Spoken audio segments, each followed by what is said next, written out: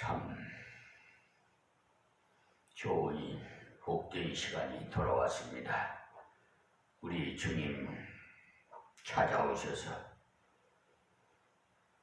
우리를 위로해 주시고 생명의 말씀 먹여주시는 이 귀한 시간 우리 모두 아멘으로 받아갑시다. 오늘 새벽에도 어제 이어서 마태복음 강해 설교로 15장 12절 말씀부터 드리겠습니다.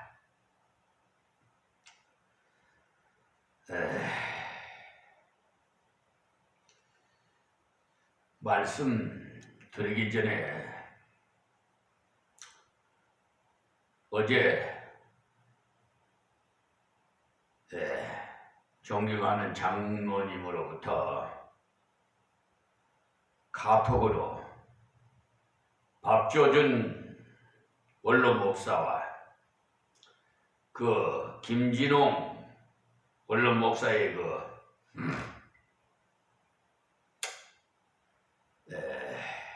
이 나라의 윤석열 대통령을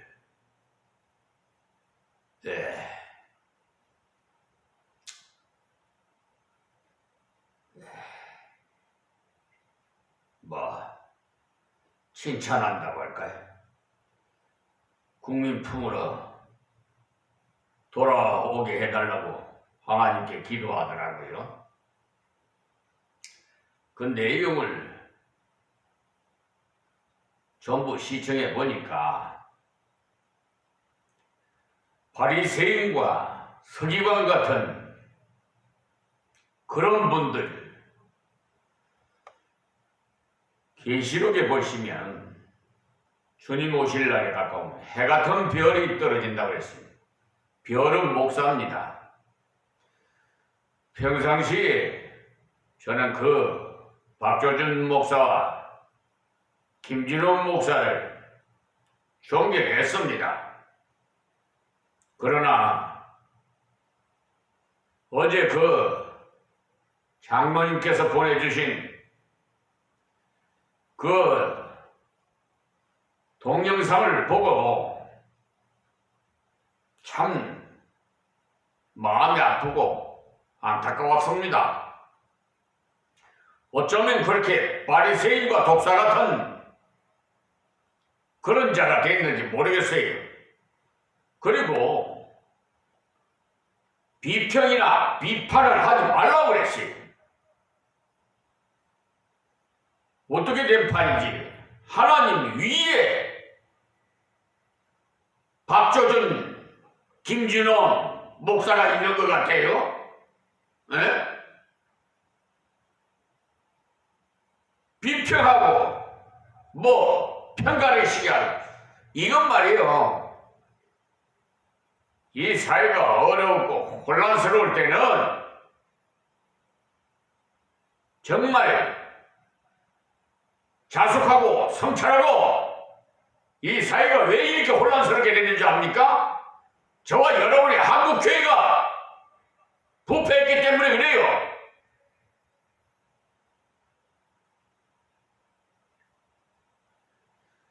하나님께서는 국기적으로 그 나라에 진노의 심판을 하는 건데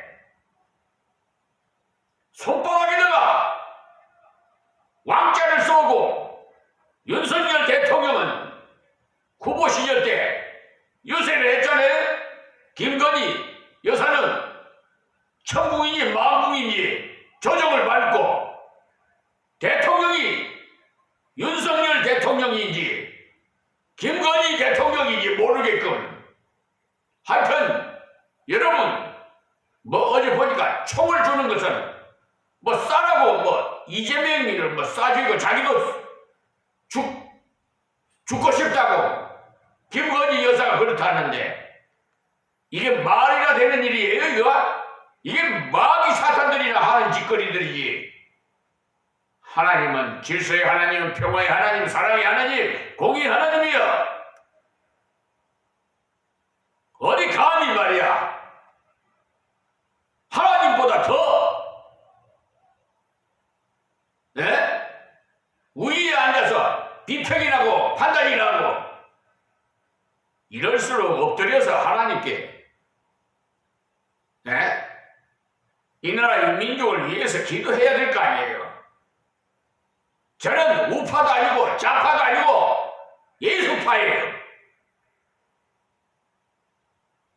지금 말이야 이게 하여튼 주님 오실 날이 가까워지니까 공중건설을 잡은 이 마귀 사탄들이 아주 그냥 유명한 인사들일까 목사들을 이용해가지고 사회를 편가르기 시키려 하고 있어요. 지금 어떻게 하든지 하나로 뭉치게 하고 하나님께서 하시는 뜻대로 기도를 해야 될 거 아니에요. 어제 장로님으로부터 보내주신 그 유튜브 동영상 보고 아주 실망했어요. 하여튼 지금은 우리 모두가 이 혼란한 이 사회에 나라와 국민을 위해서 엎드려 기도할 때입니다. 대역교회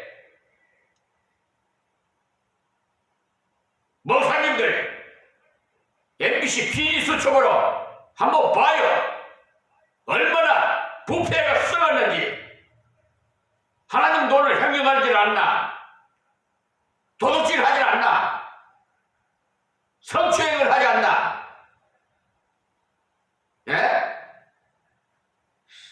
완전히 세수가 돼가지고 세습으로 그냥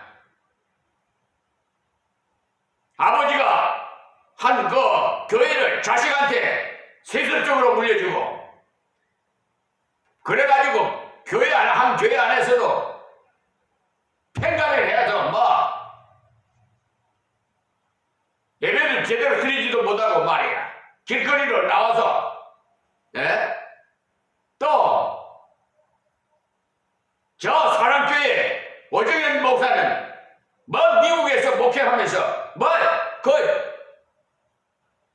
박사가 무슨 그렇게 중요해요?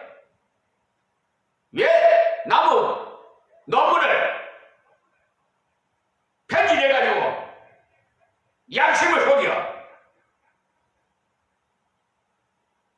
아주 그냥 나쁜 짓거리들을 다 하니까 하나님이 진노하셔서 원역과 기후변화 또 전쟁 이 세 가지로 지금 심판하고 있잖아요.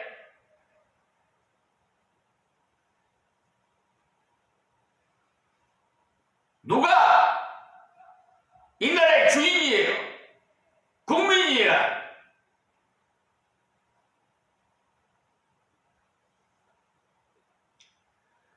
하여튼 그런 위장술에 속아 넘어가는 어리석은 저 유명한 인사들이나 목사들 보면 참 한심스러워요.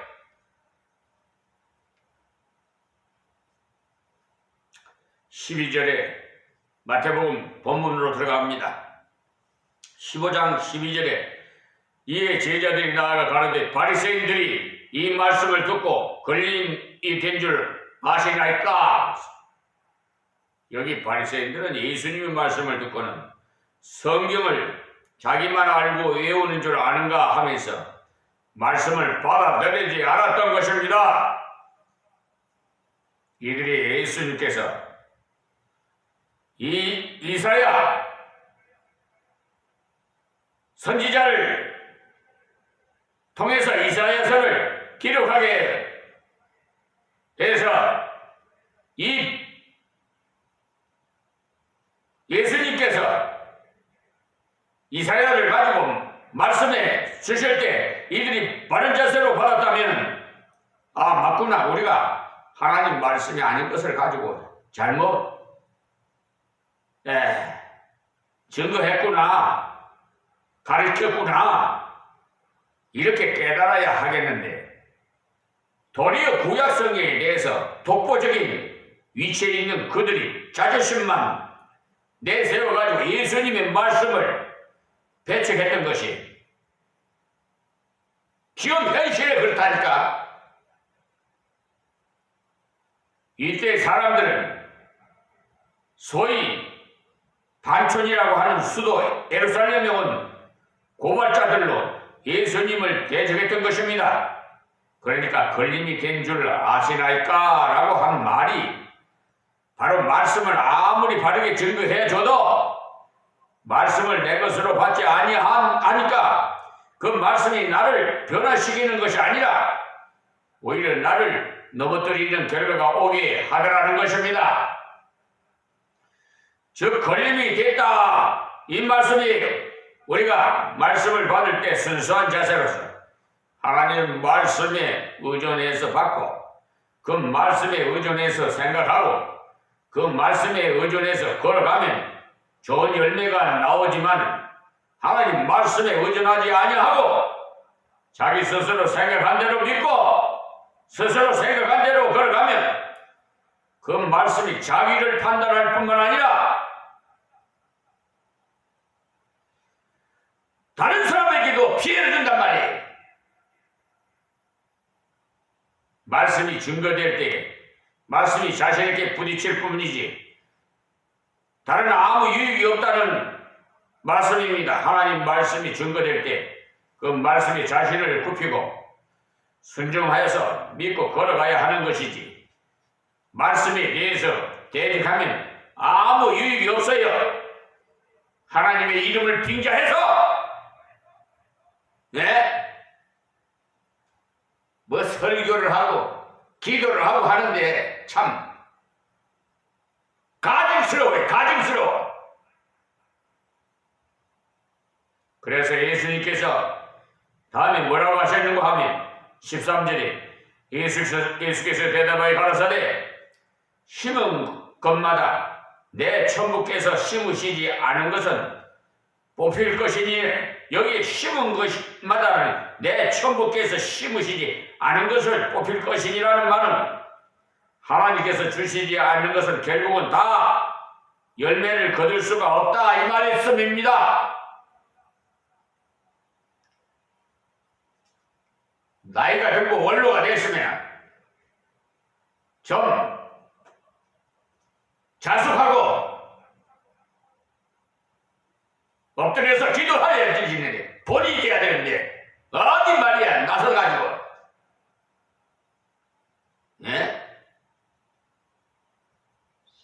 편가르기나 하고 말이야. 14절 말씀입니다. 그냥 두어라. 저희는 소경이 되어 소경을 인도하는 자로다. 만일 소경이 소경을 인도하면 둘이 다 구덩이에 빠지리라 하신데 여기에 소경이 소경을 인도하면 하는 말씀은 바리새인들이 자신도 하나님 말씀을 못 깨닫는 주제에 백성들을 인도한다고 하니까 그야말로 모순이라는 말씀이에요. 그래서 요한복음 9장에 보면은 예수님께서 남에서부터 소경된 자를 고쳐주고 난 다음에 바리새인들로부터 비판을 받을 때 예수님께서 뭐라고 말씀하시는고 하면 너희가 소경되었더라면 죄가 없으려니와 본다고 하니까 너희 죄가 그저 있느니라 하고 요한복음 9장 41절에 말씀하셨어요. 이 말씀이 무슨 말씀이냐 하면 바리새인들이 영적인 교만에 빠져서 나는 소경이 아니다. 나는 성경을 안다. 이런 자만심을 갖고 있으니까 성경을 바로 깨닫지 못하더라는 것입니다. 그러면 우리도 성경을 배울 때나 성경을 스스로 연구할 때 지난날에 들었던 것이나 지난날에 배웠던 것을 초월함으로써 예,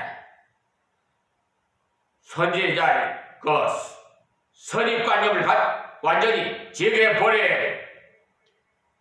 선입관념이 밖에 있으면은 아무리 성경을 봐도 지난날에 봤던 그 한계를 전혀 초월할 수가 없어요.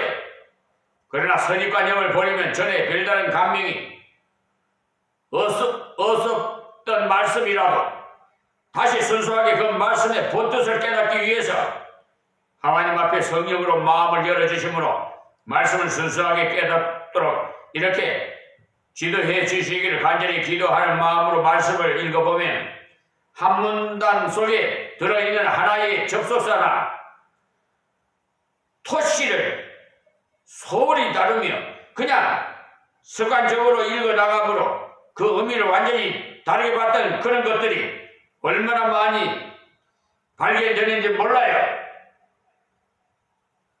그 때문에 하나님 말씀을 배울 때나 읽을 때 반드시 전제되어야 하는 것이 선입관념은 버리고 순수하게 배우고 있는 이 자세를 늘 견지해 나가는 겁니다. 이것이 뭐냐? 곧 나는 소경이로소이다. 주여 내 눈을 열어 진리를 보게 하소서. 이렇게 자신의 영적인 소경됨을 깨달을 때 계시가 열리는 것이지 나는 봅니다. 나는 압니다. 하면 하나님께서 열어주시는 것을 볼 수가 없습니다. 이런 교만하고 자만한 자에게 하나님께서 열어주시겠어요? 여기 발생들 자신들이 사사로운 견해에 붙잡혀서 자기들은 다 안다고 자부했기 때문에 예수님께서 이사야서를 열어 그들의 잘못을 지적해 주실 때 전혀 깨달을 수가 없었어요. 그때 예수님께서 이사야서를 열어서 사람의 계명은 교훈을 삼아 가르치니라고 말씀하실 때 여기에 비해 이 사람들은 어떤 것을 연상했는고 하면 사람의 계명이라는 것은 무슨 우상숭배와 같은 그런 범주에 속하는 것들을 말하는 줄을 알았던 것입니다. 여기 이 사람들은 하나님을 섬기는 척하면서 하나님의 말씀이 아닌 인간의 그 유전을 따르게 만든 그것이 곧 문제가 된 것입니다. 지금도 우리와 색깔이 완전히 다른 절에 나가자고 누가 제의해 온다면 사실 따라갈 사람 없지만은 예수님을 믿어도 옳게 믿어야 된다고 하면서 뭔가 신앙적인 호심이 발동함으로써 꼼짝 못하는 경우에 그런데 따라가요. 내가 예수다 해야 따라가기. 내가 마음이다 하면 따라가겠어요?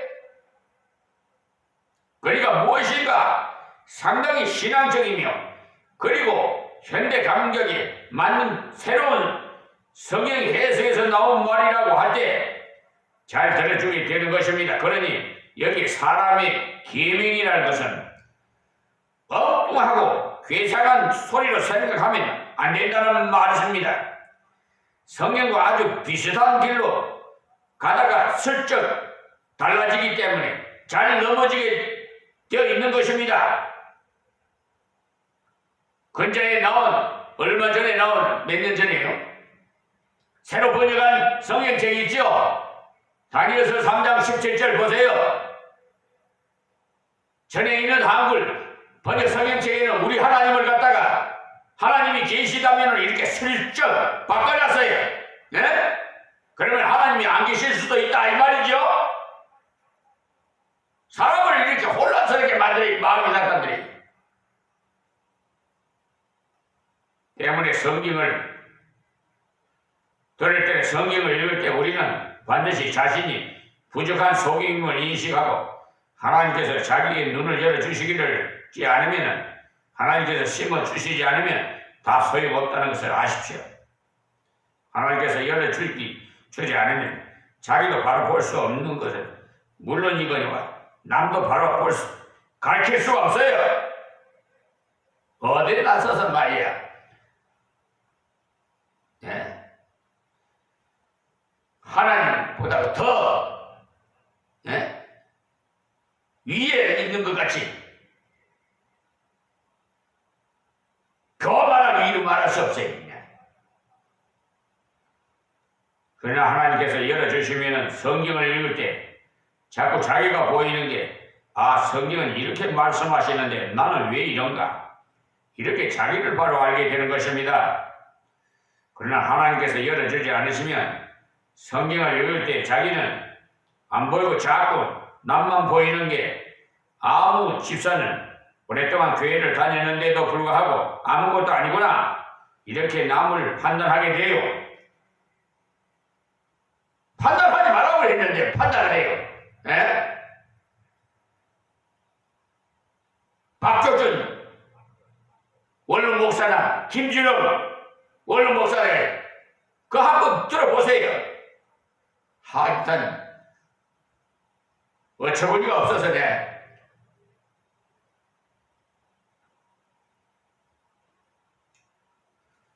회개해야 됩니다. 오직 하면 예수님께서 바리새인과 서기관을 독사 같다고 말을 했겠어요. 지금 독사 같은 목사들이 많다니까요. 어떤 사람이 처음에 복음을 깨닫고 은혜를 받아서 교회에 나와보니까 전부가 엉터리같이 보이더랍니다. 왜 이 사람이 이런 잘못된 선입관을 갖게 되었느냐 하면 어디에 가니까 지금 현실 교회는 다 썩었다고 하더라는 겁니다. 그래서 그 말을 듣고 교회에 들어가 보니까 정말 그 사람의 말처럼 장로면 집사면 전부가 형편없이 보이더라는 거예요. 그러나 그렇게 가지 마십시오. 우리가 하나님 말씀을 볼 때 자기의 부족을 모르고 읽으면 자기가 안 보이고 자꾸 남이 보이는 거예요. 그러니까 자기를 바로 아는 것도 하나님께서 안 보여주시면 모르는 것이에요. 성령의 정직한 조명을 받으면 성경을 읽을 때 자신이 찔림을 받는 게 이것이 모두 나에게 하신 말씀이구나. 자신을 바로 알게 돼요. 그러므로 하나님께서 주시는 말씀이 아닌 육체의 지식을 가지고 남을 인도하는 그것이 사람의 계명으로 남을 인도하는 자입니다. 그래서 육체의 지식은 사람의 계명을 가지고 인도하는 바리새인과 서기관들은 자신도 망하지만 그들을 따라가는 자들까지도 역시 망하게 만드는 것입니다. 이렇게 육체의 지식을 가지고 사람을 인도하는 자, 자신과 남에게 이런 결과를 가져오게 만든다는 말이, 그런데 바로 그 현장에서 예수님 말씀을 계속 주의 깊게 경청하던 베드로는 그 말씀을 듣는 가운데 자신의 잘못된 자세가 발견되더라는 것입니다. 베드로 자신도 지금 예수님 말씀을 듣기 전까지는 자기 나름대로 좀 안다고 자의한 그것이 철저하게 수정을 요하는 잘못된 것임을 깨닫게 됨으로써 자기가 아무것도 볼 수가 없는 속인이라는 예수님 말씀에 동의를 하게 되더라는 것입니다. 그래서 예수님께서 그 말씀에 무엇을 의미하는지 다시 한번 설명해 주시기를 부탁했던 것입니다. 이것을 볼 때 우리가 성경을 배울수록 깨달을수록 자기는 아무것도 아니라는 사실을 알게 된다는 것입니다. 잘난 체 하지 마세요. 똑똑한 체 하지 말아라. 항상 겸손해야지. 자기가 최고 어쩌고 행위로서는 좋은 일 많이 했었는지 몰라도 갈라디아서 5장 22절 23절 보세요. 성령의 열매 9가지 중에서 첫 열매는 사랑의 열매고 마지막에는 첫째 열매인데 첫째 열매를 못하면 다 무너져 버려요. 아무 효력이 없어요. 알파와 오메가가 되신 하나님, 유종의 미를 거둬야지. 잘났다고 나서서 이러쿵 저러쿵 비판이라고. 전에는 그 목사님 저는 존경했어요. 사실 훌륭한 목사님이라고. 김영석 교수라는 분도 말이에요. 하여튼 그 유명한 이사들을 이 마지막 때는 마귀 사탄들이 이용을 해가지고 국민들을 편가르고 혼란스럽게 만든단 말이에요. 어떻게 하든지 배려를 하고 서로 사랑하게 가르쳐줘야 되는데 뭐 하나님 뜻대로 하시옵소서 하고 기도를 해야지. 어디 말이야? 자기가 무슨 하나님이야?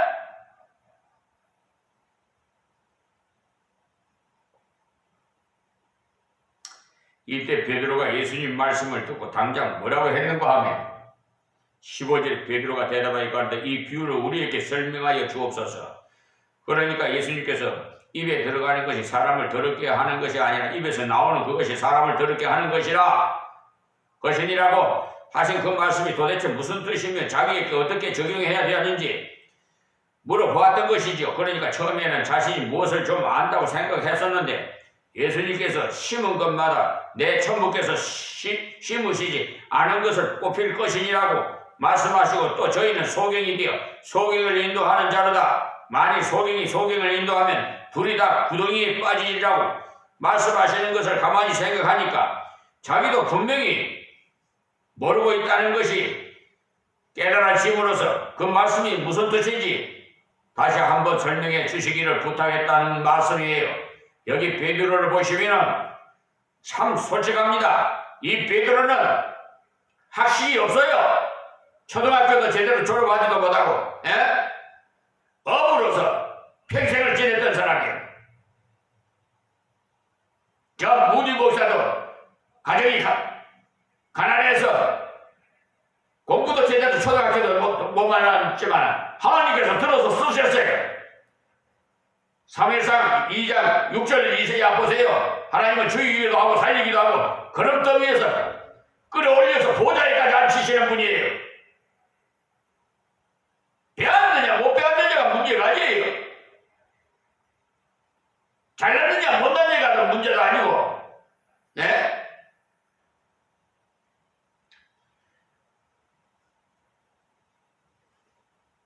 아무리 명성을 날렸던 사람도 끝에 가서 자만하고 교만하면은 다 와르르 무너진다는 사실을 알아요. 우리가 하나님 말씀에 바르게 깨닫게 되면은 여기 베드로와 같이 자기의 그 무식을 사람에게 드러내는 것을 부끄럽게 생각하지 않는다는 사실을 아세요. 사실 자기가 원래 무식하기 때문에 그 무식을 드러낸다는 것은 극히 정상적인 일로서 괜찮습니다. 오히려 무식을 위장해가고 유식한 척 이런 자들 해결해야 돼요. 무식이 폭로되면 입장이 곤란하게 되지만 원래 무식하니까 자기의 무식을 주저없이 드러내는 것은 괜찮다는 말씀이에요. 그래서 베드로는 나는 정말 소경이구나. 지금까지 예수님 말씀을 듣고도 무슨 뜻인지 옳게 알지 못했는데 이제 바로 알아야 되겠다. 그래서 다시 물었던 겁니다. 이때 베드로는요 예수님이 수제자였습니다. 자신의 체면을 들어서 모르는 것도 묻지 않고 가만히 있었다면 예수님께서 주시는 귀한 진리를 터득하게 되는 좋은 기회를 잃어버리게 되는 것입니다. 그래서 여기 예수님께서 베드로의 그 부탁을 듣고 말씀하시기를 16절에요. 예수께서 가라사대 너희도 아직까지 깨달음이 없느냐? 이때 예수님께서 베드로를 보고 너 아직도 이것을 모르겠느냐? 이렇게 물으신 것은 예수님께서 그렇게 이해하기 어렵게 말씀하신 것이 아닌데도 그것이 잘 이해가 되지 않고 어렵더라는 것입니다. 그러니까 하나님 말씀은 사람의 마음문이 열려야만이 이해도 가능해요. 여기 베드로는 주님께 자기의 부족을 다시 내어놓음으로써 주의 뜻을 더욱 구체적으로 깨달을 수가 있게 된 것입니다. 이때 베드로는 예수님의 말씀을 들어보니까 나는 부족하구나. 나는 아무것도 모르고 있구나. 깨달아져서 주님께 주여 저 사람들만 모르게 아니라 저도 잘 모르고 있습니다. 이렇게 자기 부족을 솔직하게 내어놓았던 거예요. 예수님께서 바리새인들에게 너희들은 성경을 읽어보고도 몰랐느냐?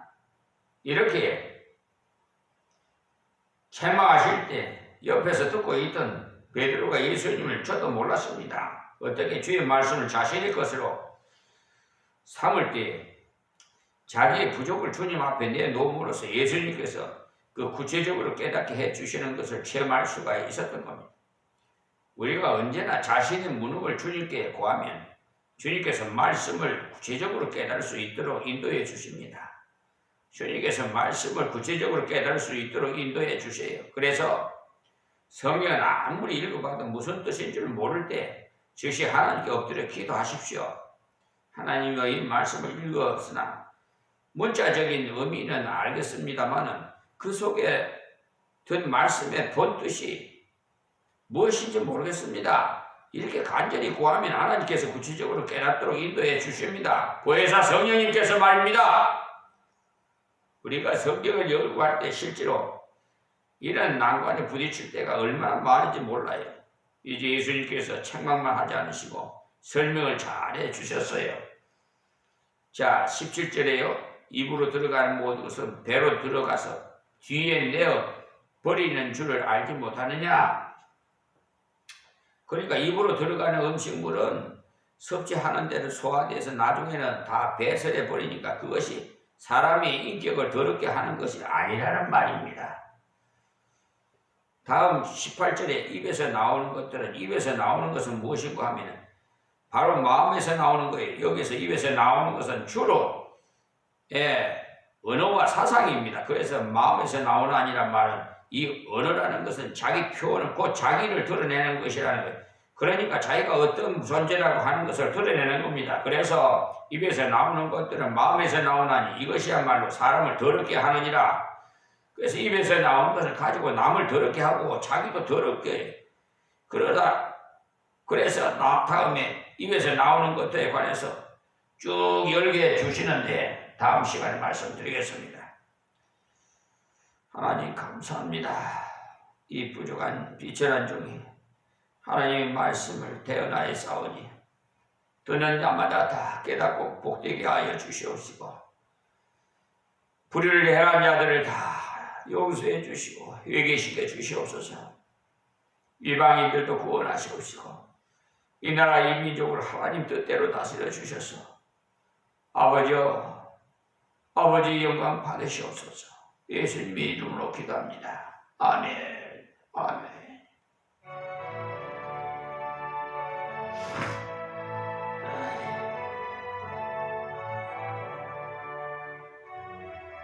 할렐루야.